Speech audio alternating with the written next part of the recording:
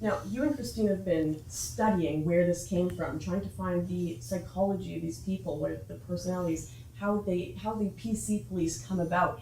I'm curious, could you give us any insights on your research, what you discovered about people like Smugly Puff and the others at the rally opposing you? Well, I'll just give some context and then give it over to Christine. But we've actually been studying the full spectrum of political beliefs. So one of my students, Caitlin Burton, has done a very nice thesis trying to detail out the underlying belief structure of the beliefs that range from conservatism to liberalism.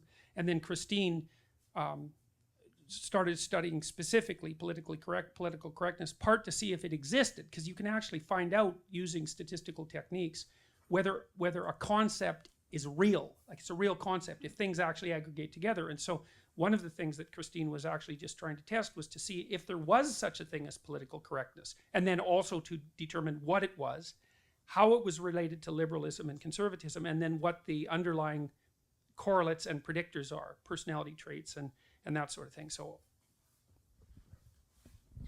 I'd love to get the details on that, because all of us are curious where this social justice phenomenon came from, this radicalism from the left.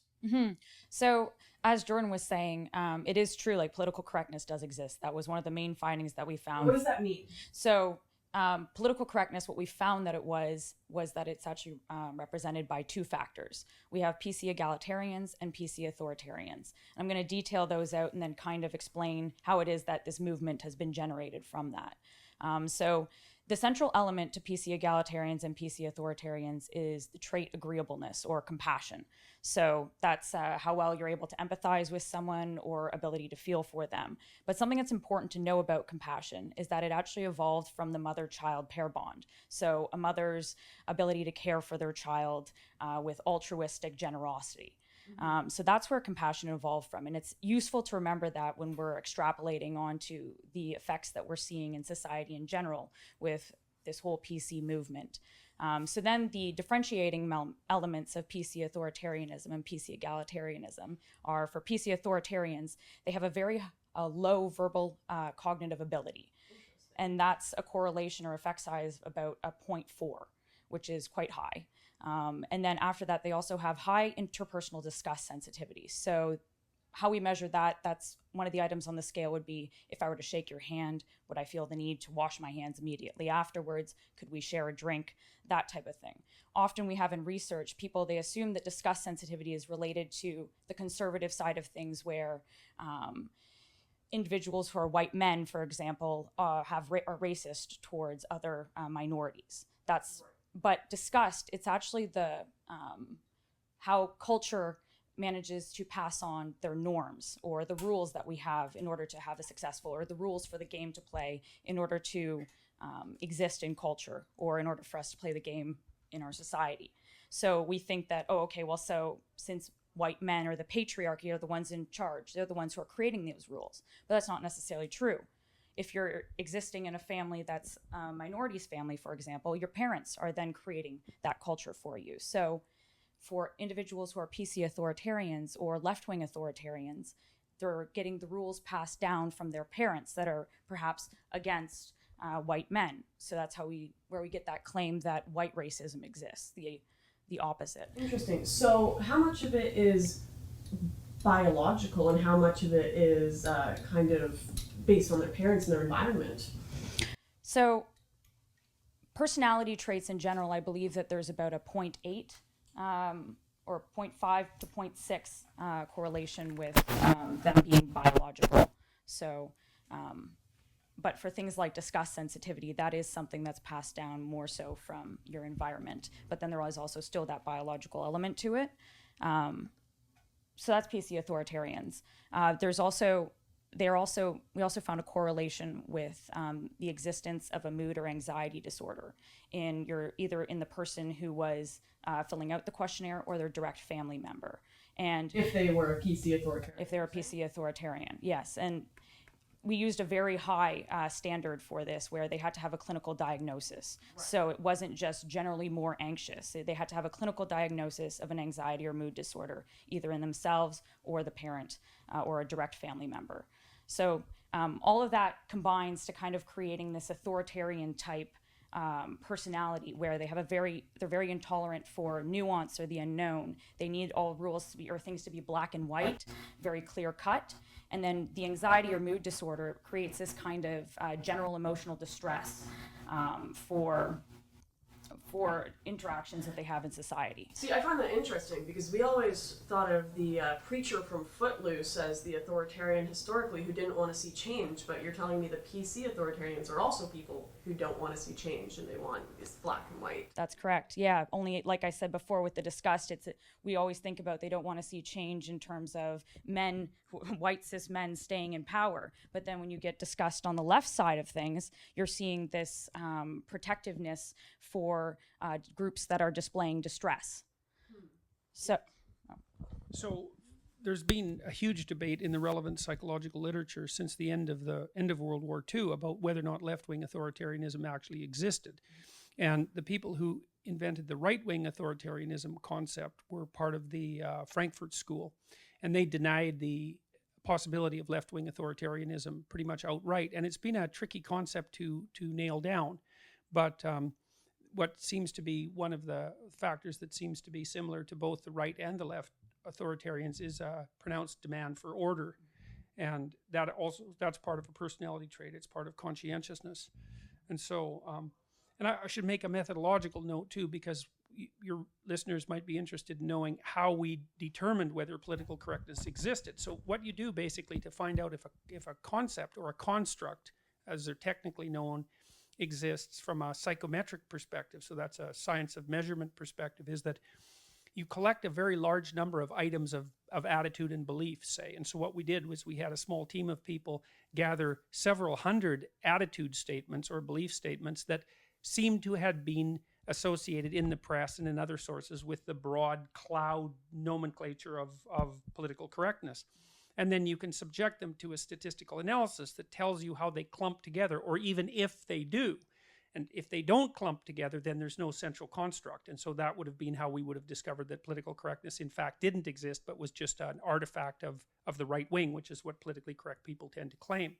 But the two factors that Christine talked about emerged, I would say, perfectly clearly, certainly as clearly as liberalism or conservatism. And so I think the evidence is very strong that it exists, and then as well that it has two factors and that we can predict it with personality. There was other predictors as well. So about the other factor. Yeah. So that was the PC authoritarian factor. So the PC egalitarian factor that we found, that one was predicted by, first and foremost, whether you had attended a seminar or had an experience communicated to you from someone else that highlighted individual differences or made you more sensitive, that was geared at making you more sensitive towards individual differences. So, for example, seminars on sexual harassment and things like that. So that was the first predictor of PC egalitarianism. So if they were a person who regularly attends these seminars, or who had been told to attend one through, more likely to be PC. So the more seminars we introduce in universities, the more we increase students that are kind of these PC radicals. Exactly. Yes. So then the second predictor from that was high verbal cognitive ability, which I'm going to kind of link into the PC authoritarians in a moment.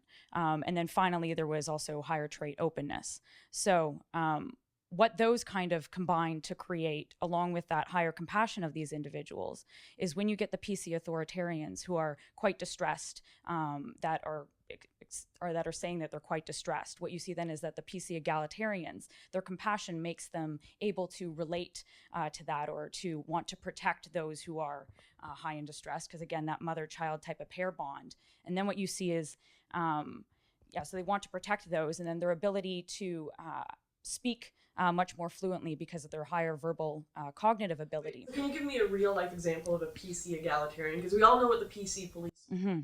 What's a real tangible example of a PC egalitarian? Liberal. Women's studies professor. Women's study, yeah. It's also more along the lines of classic liberal. Yeah. I find women's studies professors quite radical. Mine certainly was, but maybe I just experienced different ones. But they're very liberal. Yeah. They're very verbal. Yes. Right? And very open. Verbally fluent. Yeah. So not as radical, but they have a higher verbal ability. would you say they're better at subverting their ideas into things without being violent, like you see with kind of the PC radicals? Well, they would definitely perhaps pursue that kind of avenue first and foremost. But what happens is that when they see the PC authoritarians wanting to pursue things by censorship or by punitive justice, that's their central way of kind of enacting their goals. When PC liberals, or sorry, PC egalitarians see them doing this, because of their high verbal ability and higher openness, they create these post hoc justifications for it. And their higher compassion, they feel like, oh, well, this must be right because this individual is displaying this distress they're clearly displaying distress, so I need to help them, and what they're saying must be right. So one of the things we've discussed, because we've been interested in the compassion element, and Christine already laid out the idea that was associated with maternal behavior, but it's most specifically maternal behavior towards infants. So you can imagine that your infant is never wrong, never. And if your infant is distressed, the distress always signals that you should do something about it. You shouldn't be critical about that, especially if you're dealing with infants that are, say, younger than 9 months. And so this is a transmutation of that attitude onto the political sphere. That's interesting, because a lot of right-wingers get upset, especially right-wingers who are minorities, saying you're treating us with kid gloves. I mean, I feel like sometimes I'm being treated with kid gloves by feminists, so it's quite literally.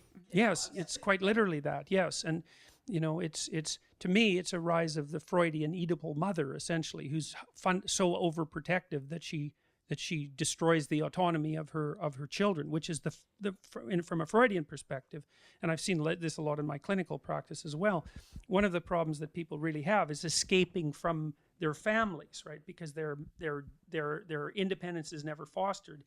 They're kept in a dependent state, and so they're sort of trapped in the mother-infant interaction, and it's a real trouble for human beings, because our infants really are dependent, and for a very long period of time, and so there's strong wiring, and it's associated with maternal behavior, and it really kicks into high gear. For example, if you have a child and you're flooded with chemicals like oxytocin that increase maternal behavior.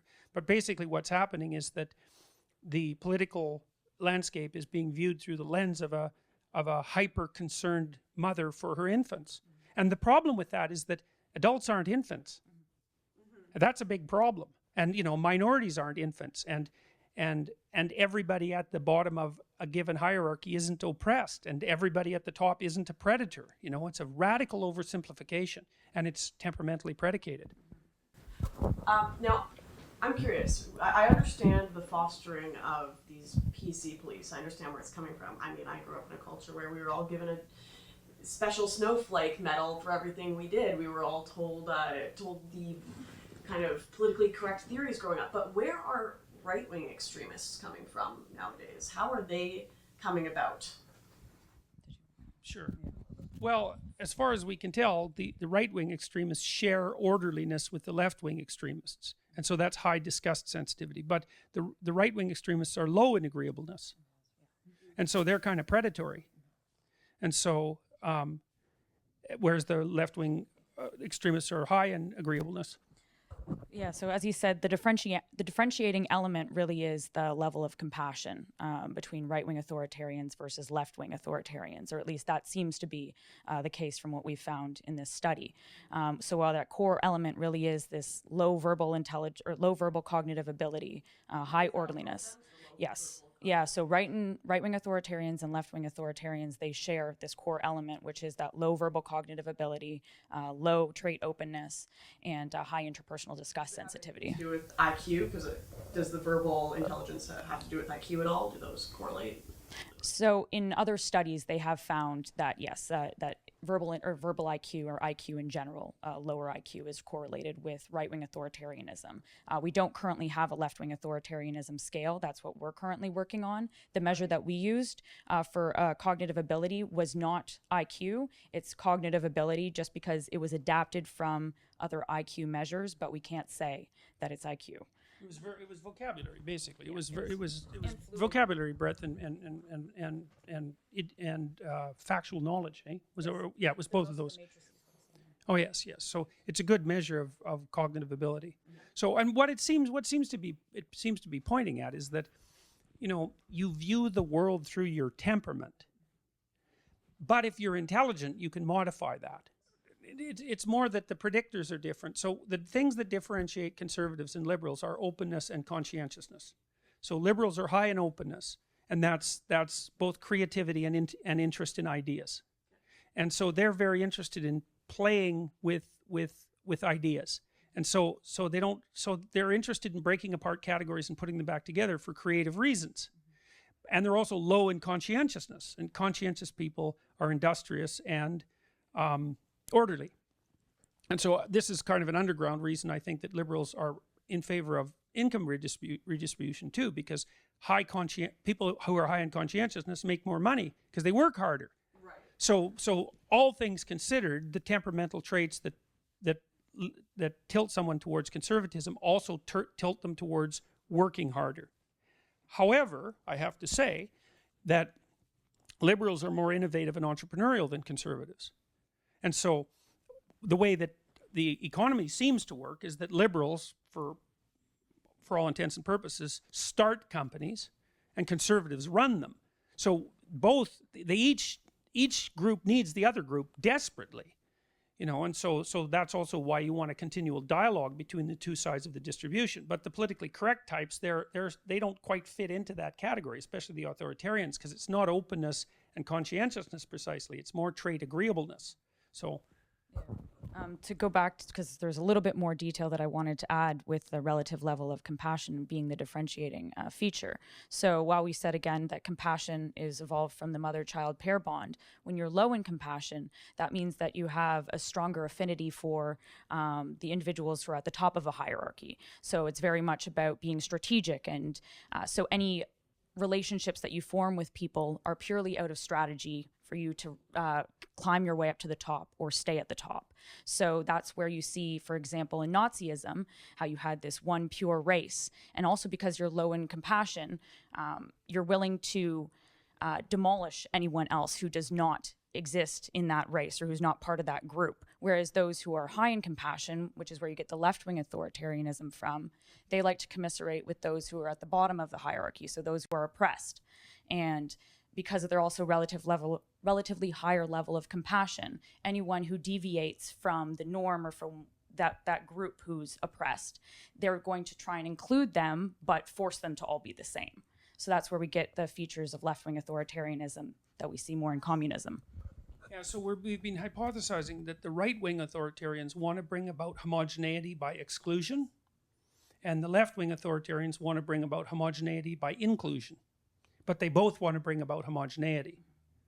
So on the right, that would be more couched in terms of purity, and on the left, it would be couched more in terms of equality. So, but part of it is that you can't collapse your political landscape into a single set of values. Now the social justice warriors might say that about free speech, but free speech is actually not a value, I wouldn't say. Protecting free speech is protecting the mechanism by which societies stay stabilized and dynamic. So it's not a value per se, it's recognition of the importance of a mechanism. But then there are different values. One value might be accomplishment, another value might be achievement, another value might be hard work, another value might be equality. And fine, those are all useful values, but there has to be a continual dialogue between all of those values so that the whole value structure, which has to be diverse, doesn't collapse into a single dimension. Because then what you have is one tool for every problem. And that's not good, because the same tool can't solve every problem. And part of the reason I think that this is partly why I'm no fan of ideologues, is that an ideological stance gives you a solution to every problem without ever being able to solve the problem, or maybe not even to articulate it properly. If you enjoyed that video, make sure to subscribe to the Rebel Media for more and to hit that like button.